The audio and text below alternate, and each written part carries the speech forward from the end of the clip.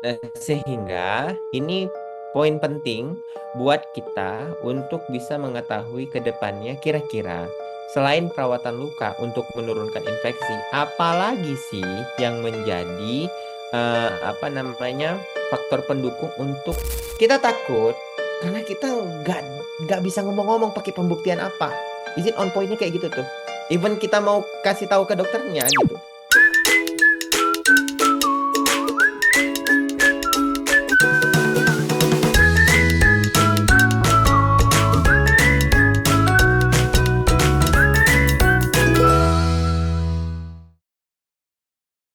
Oke, Assalamualaikum warahmatullahi wabarakatuh. Selamat siang Bapak Ibu semua. Salam warahmatullahi wabarakatuh. Kita ketemu lagi ya selalu di hari Rabu jam 1 siang bersama dengan Medcofazin Layanan Akademi untuk kita bahas bareng-bareng kasus-kasus yang Bapak Ibu sedang alamin gitu ya. Kita di sini sifatnya adalah diskusi, terus juga kita membangun koneksi satu sama lain sehingga semoga harapannya makin banyak nih pasien yang terbantu ya dengan adanya Bapak Ibu semuanya di setiap daerah.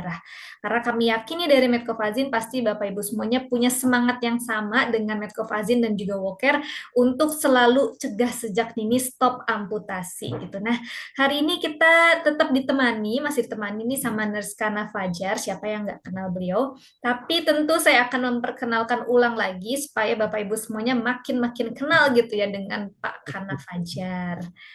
Oke, nah mungkin sebelumnya Bapak Ibu yang belum kenal dengan saya Evi, ya juga saya ada di bagian dalam grup Medcofazin Academy. Jadi mungkin nanti Bapak Ibu yang punya kesulitan terkait dengan Medcofazin atau mungkin terkait Pak, dengan kasus, backgroundnya mau bisa boleh nanti dikit nggak? kita sambil diskusi di Backgroundnya mau. dalam. Nah, ini dia expert kita hari ini adalah Nurse Kana Fajar WOC ITN. Jadi beliau ini adalah seorang praktisi luka sudah sejak 15 tahun yang lalu.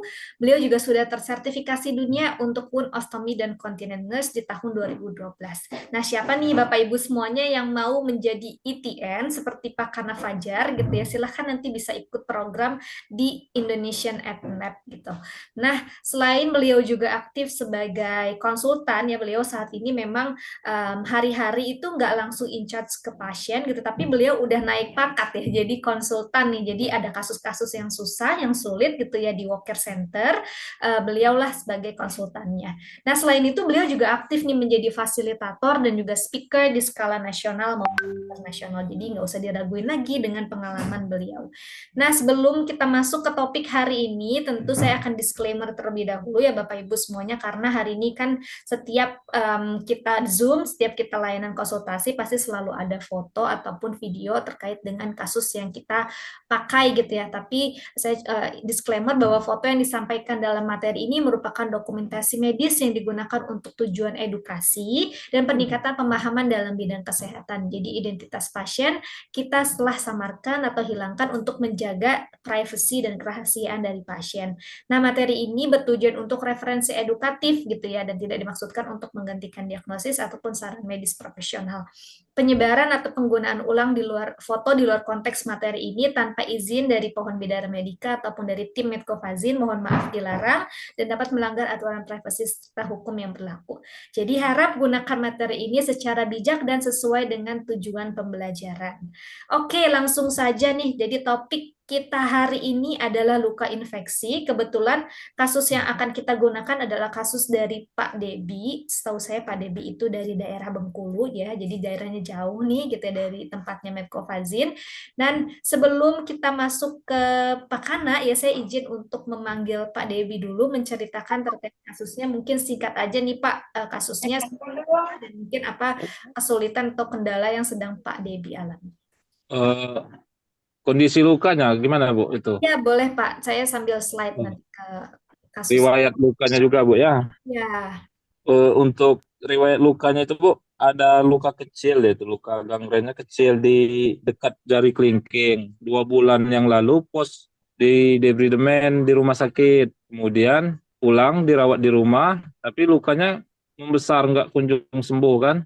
Lalu dirawat terus di rumah. Kalau dirawat di rumah itu menggunakan sabun Dettol, dirawat menggunakan sabun Dettol. Terus untuk penggunaan salapnya nggak apa-apa disebut mereknya Bu. boleh Pak. Nggak apa-apa. Penggunaan salapnya menggunakan salap 3B Bu. penggunanya juga tipis. Balutan di rumah juga tipis. Terus kendalanya saat dibawa ke tempat praktek itu lukanya udah menghitam di bagian bawah. Terus di punggung kakinya tampak bengkak, di pergelangan kaki hitam, merah kehitaman. Untuk betisnya terasa panas. Itu aja sih, Bu. Oke, oke. Pasien Kalau untuk lukanya riwayat sudah kurang lebih diabetes. udah 2 bulanan keluarganya. Oh, oke. Oke, nah seperti itu nih Pak, karena ini kasus dari Pak Debi. Nama prakteknya Pak Debi Kirana Wunker ya Pak? Iya, ya Bu. Ya, oke, mungkin saya akan mempersilahkan Pak Kana untuk kita sama-sama bahas kasus ini. Silakan Pak Kana. Oke, terima kasih Mbak Evi. Assalamualaikum warahmatullahi wabarakatuh, Bapak Ibu sekalian. Waalaikumsalam Apa warahmatullahi wabarakatuh. kabar? Aduh, Baik, Kirana Pak. Wunker bercahaya sekali nih ya. Oke, Amin. right, Bapak Ibu sekalian. Jadi di kesempatan siang hari ini kita ketemu kasus cukup menarik ya berkaitan dengan kondisi kaki pasien dengan diabetes dari yang kecil di debri, kemudian kondisinya terjadi adanya beberapa apa namanya jaringan yang nekrotik saat ini dan sebelumnya dilakukan tindakan yang tadilah sudah diceritakan sama Pak Debbie ya berkaitan dengan pertolongan pertama tindakan perawatan luka. Oke, kita ngomongin terkait dengan satu kasus ini yang cukup menarik. Yang mungkin saya pikir ini penting buat teman-teman pahami di kasus Pak Debi ini. Kayak gitu. Kenapa? Karena kasus ini ya sangat jelas sekali adanya perkembangan kondisi nekrosis di bagian kaki yang kondisinya itu bisa disertai dengan infeksi. Kayak gitu tuh. Ya. Dan pertanyaannya, apakah hanya infeksi saja yang bisa terjadi di sana? Kayak gitu tuh Bapak Ibu. Kerusakan jaringan yang terjadi biasanya selain kondisi infeksi juga perfusi jaringan yang ke bagian apa namanya ke bagian ujung itu biasanya nggak pas kayak gitu. Nah, sehingga ini poin penting buat kita untuk bisa mengetahui ke depannya kira-kira selain perawatan luka untuk menurunkan infeksi, apalagi sih yang menjadi apa namanya faktor pendukung untuk pasien ini itu nggak hilang kakinya, gitu tuh. Coba kita lihat videonya. Pas ya di bagian betis, kita bisa ngelihat Bapak Ibu bagian betis yang kondisinya kenceng, ya. Kemudian dia berkilat kayak gini Bapak Ibu, ya. Kemudian kondisinya juga teraba hangat. Nah, artinya ada kondisi bagian daripada si jaringan yang masih utuh itu terjadi gangguan daripada venous return-nya kayak gitu. Jadi aliran darah tai memang karena dia aliran darahnya terganggu, di bagian bawah juga bisa kita lihat ya adanya perkembangan jaringan mati disertai dengan infeksi. Jadi konteksnya adalah segala sesuatu yang tidak dialiri dengan yang namanya perfusi jaringan, teman-teman sekalian pasti kondisinya untuk bunuh daripada si jaringan bakteri pasti berkurang kayak gitu tuh. Sehingga kondisi ini yang dikenal dengan imunitas yang menurun kayak gitu tuh. Nah, imunitas yang menurun inilah yang kondisinya biasanya kerap sekali terjadi. Sehingga kita butuh banget untuk memperbaiki yang pertama sih populasinya. Yang kedua adalah melakukan tindakan penanganan untuk infeksi secara lokal. Kayak gitu tuh. Nah, kenapa bisa nyeri sih kondisinya? Nyeri ini muncul karena jaringan itu nggak sampai ke ujung, Bapak Ibu. Nah, kita tanya dulu sama Pak Debi, nyerinya itu pasiennya macam apa, Pak? Nyeri nyeri terasa panas gitu, Pak. Kalau dipijakkan kakinya, kalau digerak atau dipegang sedikit saja di pergelangan kaki itu teriak-teriak pastinya. Oke, berarti skalanya tuh bisa 7 ke atas lah ya. 89, Pak. 89 ya. Oke, nah Bapak Kalau Ibu, nggak digerak enggak, Pak. ya kalau nggak digerak, nggak. Jadi ini kerap kaitannya Bapak Ibu biasanya kalau seandainya pasiennya nggak menggerakkan, jadi kalau dia digerakin, dia hilang, ya biasanya itu kondisinya bisa muncul karena problem arterial. Tapi kalau pasiennya nggak digerakin, dia diam aja, kemudian kalau seandainya digerakin dia menghilang, itu biasanya dia muncul ini. Yang pertama sekali harus kita cek adalah pasiennya harus ya. Kalau belum, ya. Ini besok-besok Bapak Ibu bisa cek daripada perfusi jaringannya dengan menggunakan oximetri.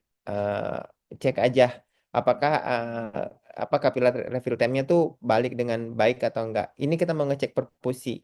Kalau tadi pakai ABPI, cek sirkulasinya, prosesnya macam apa. Nah, jadi kalau misalnya kita ngelihat dari kasus ini nih, kasus yang depan ini Bapak Ibu nih, ini ya, kasus yang depan ini nih, ini jaringan kakinya yang di ujung ini, perfusinya udah mulai nggak bagus di tiga-tiga ini Bapak Ibu, kayak gitu di awal.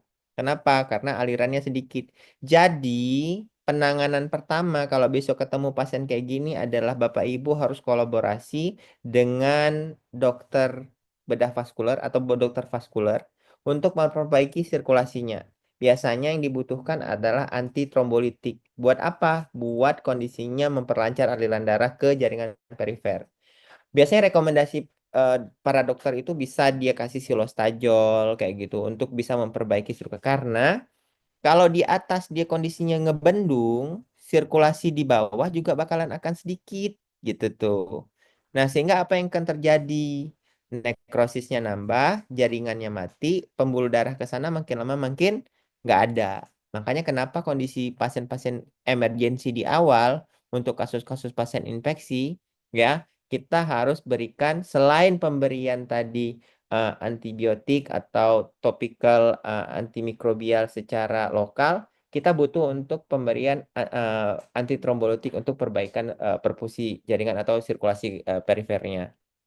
Kayak gitu. Untuk apa? Untuk mencegah agar tidak terjadi yang namanya proses nekrosis bertambah. Kayak gitu. Kalau infeksi masih terjadi nggak Pak? Masih terjadi pasti. Nggak mungkin nggak. Makanya Bapak Ibu butuh mengevaluasi pemberian antimikrobial secara lokal. Dia efektif atau tidak gitu tuh. Nah, ini untuk di awal pasien-pasien dengan kasus-kasus yang datang yang kerap banget sudah muncul modelnya kayak gini. Apalagi bagian-bagiannya yang lainnya sudah pada genting nih. Jadi sirkulasinya udah sedikit. Di atasnya bengkak. Udahlah, proses perfusi jaringannya tuh pasti udah nggak bakalan baik gitu tuh, Bapak Ibu. Ya, jadi ini butuh pertama kali. Nah, pertanyaan kita ke Pak Debi, dapat nggak obat-obatan antitrombolitik, Pak, sebelumnya?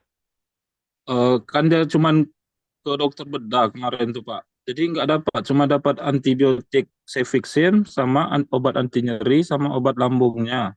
Oke. Nah, terjawab sudah ya, Bapak Ibu. Jadi memang nggak dapat untuk perfusi jaringannya. Antibiotiknya dapat. Makanya kita bisa ngelihat nih jaringan apa namanya jaringannya tuh nggak begitu banyak terjadi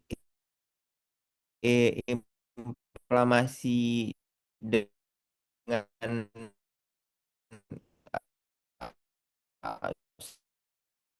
dengan kita beri nanti abis itu jangan selalu apa namanya berpikiran bahwa oh gara-gara otolisis nih jadinya lisis enggak karena kita belum prepare terkait dengan Bu Epi ngelempar terlemparnya tuh sampai mana aku ngomong tadi Sampai yang obat, Pak.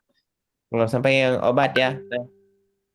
Makanya saya bilang dari awal, jangan bilang pemberian daripada Medcovazin ini nyebabin dia jadi nekrosisnya makin banyak. Enggak. Tapi karena kita nggak prepare terkait dengan perfusi jaringannya secepat mungkin. Kalau pasien-pasien kayak gini udah jelas Bapak Ibu. Kayak gitu. Jadi sirkulasinya harus diperbaiki, nutrisinya harus diperbaiki, uh, topikal terapi. Karena kan fungsinya si Metcovagin ini untuk ngebunuh bagaimana caranya kuman yang ada di lokal tersebut. Makanya pas kita lihat kunjungan selanjutnya, boleh slide lanjut Mbak Epi? Nah, makanya pada saat Pak Debi melakukan kegiatan otolisis debridemen, hasilnya terlihat nih jelas, terlihat dia prosesnya. Bahwa proses otolisis tadi berjalan dengan baik, ya. Terus yang kedua, kondisi inflamasinya nurun dengan baik, ditambahin dengan antibiotik yang ada, tetapi jaringan nekrosisnya masih tetap berjalan nih, kayak gitu tuh. Masih tetap jalan. Kenapa? Karena tadi sirkulasinya tuh nggak diperbaiki. Makanya kenapa penting banget kolaborasi kalau kondisi seperti ini. Nah, untuk apa namanya pemberian seperti kayak ozon, infrared, itu sebenarnya modalitas terapi yang paling bagus Bapak Ibu untuk kasus-kasus pasien kondisi kayak gini. Itu bagus banget sebenarnya. Terlihat kan hasilnya. Coba lihat merah kondisinya, jaringan matinya, apa namanya terlihat dasarnya ya. Tapi kalau yang lainnya ya sebenarnya itu butuh kita kolaborasi. Nah, ini untuk pemberian topika terapinya udah bener nih. Batasan sampai sejauh mana dia terjadi eritema. Sejauh itulah kita berikan metcovazin. Kalau bisa Pak Debi lebih tebal lagi kasihnya. Kayak gitu tuh. Kurang tebal Pak ya. Kurang tebal ini kalau aku bilang. Karena masih terlihat bagian-bagian yang dipasangin K1 kayak maksudnya jaringannya masih terlihat. Jadi nggak putih semua dia. Cobalah Ya, dilihat Pak. gitu tuh. Padahal udah habis satu itu Pak Medcovasin. Kalau saya kayak gini Pak Debi bisa 1,5 sampai 2 Pak Debi. Karena kita butuh otolisis yang cepat. Otolisis cepat, inflamasi turun, eh, sirkulasinya nanti bakalan akan cepat bisa kita perbaiki. Misalnya kayak abis kayak gini nih kita kasih nanti anti trombolitik itu udah bagus gitu. Nah, Nah Pak, jadi untuk anti trombolitiknya itu kemana kita mintanya? Kita kan nggak boleh ngasihnya Pak ke penyakit penyakit dalam dalam lah, atau penyakit dalam lah. Makanya jangan selalu berteman terus sama dokter bedahnya dulu gitu. Harus kerja sama juga sama penyakit dalam. Ini penting nih Pak. Bapak di rumah sakit juga kan? di rumah sakit juga Pak. Ya Tapi Pak udah. gini Pak, Apa? takutnya ini kan masih sering kontrol juga ke dokter bedah. Nah, dokter bedah itu kan kalau kita langsung aja ngasih saran ke situ ke sini itu dia marah-marah itu Pak. Atau kita bilang sama dia, dokter, ini kita lihat perfusi jaringan paling atas itu udah biru kakinya. Ini aku lihat oksimetrinya turun kondisinya. Nah, ini kemungkinan besar sirkulasinya nggak bagus. Atau Pak Debi punya diagnosa misalnya pakai IBPI. Karena gini nih, aku bilang ya Bapak Ibu, kita takut karena kita nggak bisa ngomong-ngomong pakai pembuktian apa. Is it on pointnya kayak gitu tuh?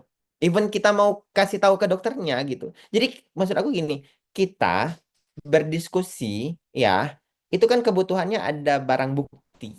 Kalau barang bukti itu nggak ada, biasanya orang juga males. Siapa loh gitu loh maksudnya. Jadi maksud aku itu mungkin bisa dipertajam kebutuhannya untuk bisa berdiskusi. Aku tahu di Indonesia ini pastilah kondisinya. Orang pasien gue, ngapain lo kondisinya suruh ke sana ke sini gitu loh maksudnya. Dokter Pasti, bedahnya pasti itu. juga susah untuk diajak diskusi Pak. Oke, dokter bedahnya susah diajak diskusi. Tapi kalau pasiennya kondisinya kita ajak diskusi masih bisa kan? Misalnya nih dia dapat atau apa namanya Pak Debi misal konsultasi sama dokter umumnya yang ada di sana untuk bisa pemberian tambahan kayak gitu. Karena maksudku begini, kalau dokternya bedahnya nggak ngerti, kan kita bisa bertanya. Maksudnya kalau dia susah kan kita bisa bertanya kayak gitu. Ini kondisinya, yang penting ada report aja. Aku yakin kalau ya Pak Alex, gimana Pak? Di sini Pak, dokter bedahnya itu masih pengennya rawat luka itu setiap hari itu 2 kali sehari. Makanya dia nggak nyaranin lagi untuk aku merawat luka tuh 2 hari sampai 3 hari sekali. Oh, tapi ini maksud aku pasiennya udah apa namanya masih sering kontrol ke hospital walaupun Bapak lakuin perawatan. Masih kontrol kan untuk obat-obatan yang lainnya, obat seperti diabetes, terus Ini antibiotiknya. ya, ini Pak Depi nih kondisinya kayak gini nih, ngelakuin perawatan luka dia nggak komplain. Enggak, kalau perawatan luka ini Bagus aku tuh. bilang jangan bilang kalau dirawat luka, rawat luka ini. Jadi sebelum dia ke rumah sakit itu balutannya dibuka dulu, Pak, di salapnya dibersihin. Bapak Ibu, ceritanya menarik sekali ya. Jadi agar pasiennya bisa dilakukan perawatan, kita usah dibuka dulu ya. Luar biasa Pak Debi. Ini effort yang luar biasa Pak Debi. Agar tidak ketahuan dilakukan perawatan luka. Jadi teknik itu dilakukan. Dia marah kalau salapnya dikasih sebanyak itu, terus dibalutannya tebal-tebal banget itu boleh itu, Pak. Gimana Pak? Nggak boleh dia dibalut-balut. Kalau kita kan balut Ah iya balutannya kan iya iya. udah Paham tebal. aku paham. Terus Paham paham paham. dia Paham. dia sama dia tuh nggak boleh dibalut tebal-tebal kayak gitu. Terus bersihinnya harus dua sehari itu 2 kali. Paham, paham, paham, paham. Pak, mungkin sekali-kali kali ya kondisinya bisa bisa kali apa namanya diajak untuk ikut webinar. Sini Pak, dokter bedahnya siapa namanya? Biar saya kondisinya apa namanya hubungin untuk jadi narasumber gitu. Jangan, Pak. Lah, nggak apa-apa. Kan kalau Susah, Pak. misalnya kita apa? Susah. Susah. Pak. Ya paling kan solusi aku kayak gitu sih kondisinya yang mungkin bisa kita lakuin untuk kasus ini kayak gitu. Oke, slide lagi Mbak Epi. Tadi ini ada videonya ya? Videonya boleh dong?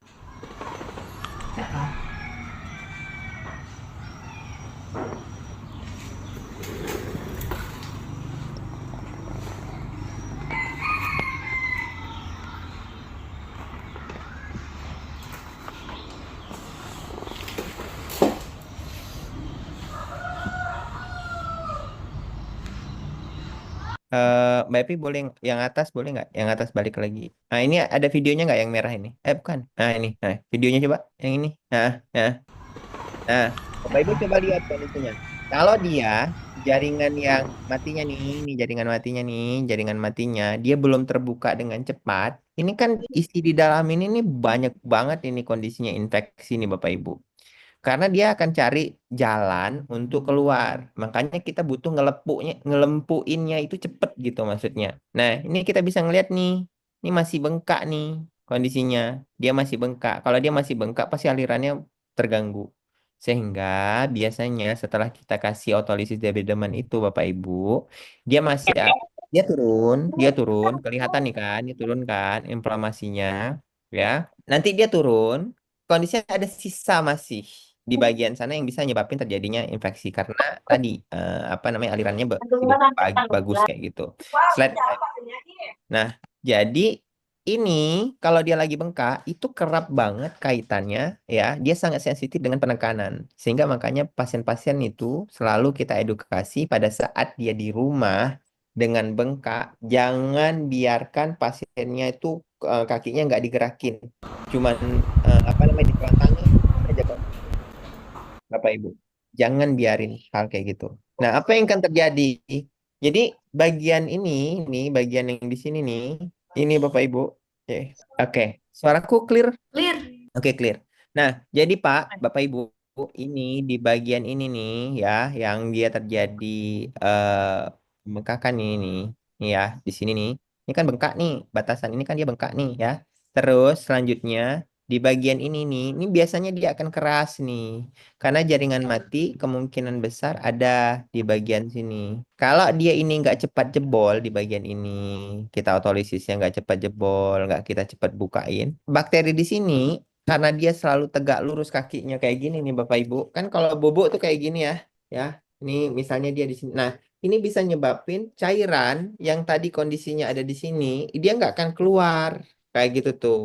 Dia akan turun ke bawah dan nyebabin biasanya proses akumulasi cairan dan bakteri. Nah, biasanya hasil akhir dari proses perawatan luka kita bakalan ada yang namanya infeksi di bagian itu. Karena dia nggak mungkin keluar dari sini karena masih keras. Kita otolisis juga kondisinya dia belum eh, apa namanya tembus sehingga dia kumpullah di sini kayak gitu. Gitu yuk lanjut Mbak Epi. Nah, apa yang terjadi kalau misalnya kita apa namanya kita lihat ya dari proses perawatan. Nah, kita lihat yang bagian ini ya dia udah kecil nih Bapak Ibu turunnya. Dia numpuk lah di bagian sini nih. Nah, faktor ini terjadi itu dari dua faktor. Yang pertama bisa karena tekanan, karena dia kondisinya tuh kan tidur ya, nekan terus kayak gini.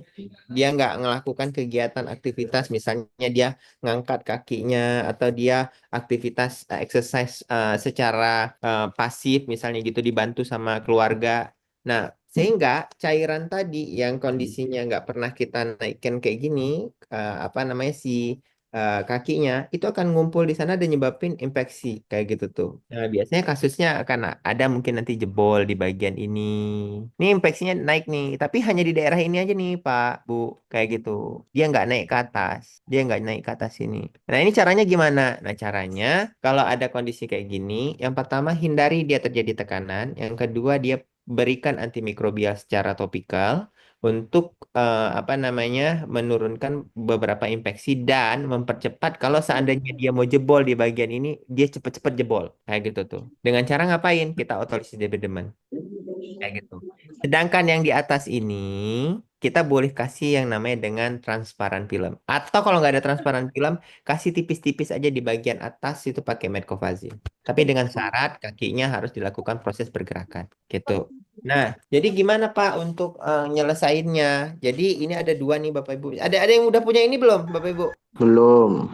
Belum. Nah, kalau belum itu silahkan ya beli banyak-banyak metcovazin nanti dapat ininya apa hadiahnya ini gitu ya. Betul ya Mbak Epi ya? Betul.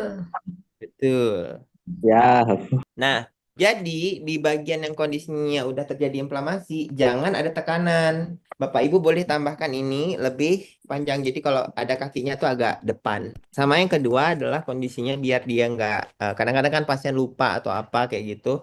Bapak Ibu boleh kasih si foam. Tapi tetap metcovazin dulu ya kasihnya. Metcovazinnya boleh silver, boleh. Mana foam saya? Foam saya mana foam saya? Oke. Nah, jadi kalau dia nanti inflamasinya ditumit, Bapak Ibu boleh buat dia kayak gini. Kalau ditumit boleh buat kayak gini, biar dia terfiksasi. Kalau dia kondisinya di bagian atas, boleh Step 1. kayak gini. Elevate your legs to 45 to 90.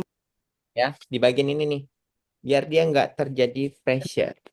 Kalau di heel kasih kayak mangkok, kalau di sini kasihnya kayak gini. Tapi tetap kasihnya di bawahnya ada silver. Itu yang betul-betul manajemen. Karena manajemen offloading itu paling penting untuk pasien dengan infeksi yang dia edema. Karena kalau nggak kita prevention, tekanan pada pasien-pasien dengan edema bisa nyebabin terjadinya inflamasi. Kayak gitu. Ya. Oke. Lanjut, Bu Evi, terakhir. Nah, terakhir Bapak Step Ibu boleh 1. lakuin aktivitas ini Elevate your kondisinya legs to dia dengan 45 to secara pasif boleh dibantu sama keluarga. Naikin 15 menit aja, naikin 15 menit, kemudian nanti turunin lagi kayak gitu. Nah, ini beberapa aktivitas olahraga untuk pasien-pasien dengan kondisi apa ya, edema ya. Itu tuh bisa direkomendasikan untuk beberapa latihan ini. Ya, pasien sambil duduk, lakuin aktivitas pergerakan. Ini bisa dilakuin sama pasien untuk di rumah. Ya, kalau nggak bisa tadi sambil tidur naikin atas bangku. Kok bisa dia duduk, berarti kondisinya lakuin aktivitas pergerakan ini di bagian kaki.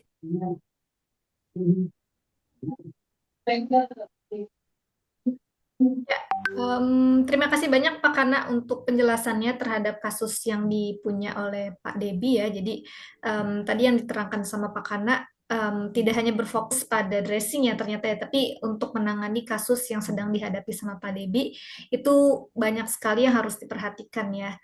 Mulai dari bahkan sampai range of motionnya pasien itu tuh harus benar-benar juga diperhatikan oleh Bapak Ibu. Mungkin ternyata challenge yang dihadapi oleh Pak Debi soal bagaimana berkolaborasi dengan dokter, itu juga dari salah satu challenge yang memang saat ini masih sangat dihadapi oleh praktek atau perawat luka gitu ya. Semoga nih dengan adanya video ini gitu ya, nanti kan video ini juga akan tayang nih ya di YouTube gitu ya, semakin banyak nih nanti orang-orang yang semakin aware gitu ya terhadap bagaimana sih perawatan luka yang sesuai dengan evidence based gitu. Oke, Bapak Ibu semuanya nih waktu kita udah lewat sebenarnya dari 30 menit. Saya minta izin sama Pak Kana untuk kita 3 menit aja nih Pak Kana. Satu pertanyaan aja nih dari Bapak Ibu semuanya yang punya pertanyaan terkait dengan kasus kita hari ini. Silahkan, ada yang mau raise hand? izin Mbak. Boleh. Izin Mas Kanak. Kalau masalah tadi kan ada penyumbatan berarti kan di pembuluh darah. Ya, Gimana kalau dari di tempatnya ke atas, ke kiri. Nggak dengar. Double suaranya. Boleh dikasih mati salah satu. Ya, silakan Pak Fahmi. Ya, gimana Pak? Gimana kalau dibantu dengan alat stimulator muskel itu, Pak Mas Kana? Bisa nggak kira-kira untuk menangani penyumbatan pada pembuluh darahnya? Oke, jadi elektrika stimulatif ini salah satu alat listrik kejut yang diberikan untuk memberikan energi pada sel, ya. Nah, apa salah satunya yang dia akan berikan? Jadi energi untuk melakukan pergerakan. Masalah kondisinya humbat. Kalau kita hanya dorong-dorong aja pakai elektrika stimulatif, kondisinya biasanya tuh nggak bakalan cepat. Kan kita butuh untuk memperbaiki sirkulasi yang kondisinya nggak bagus ini. Kondisinya gitu.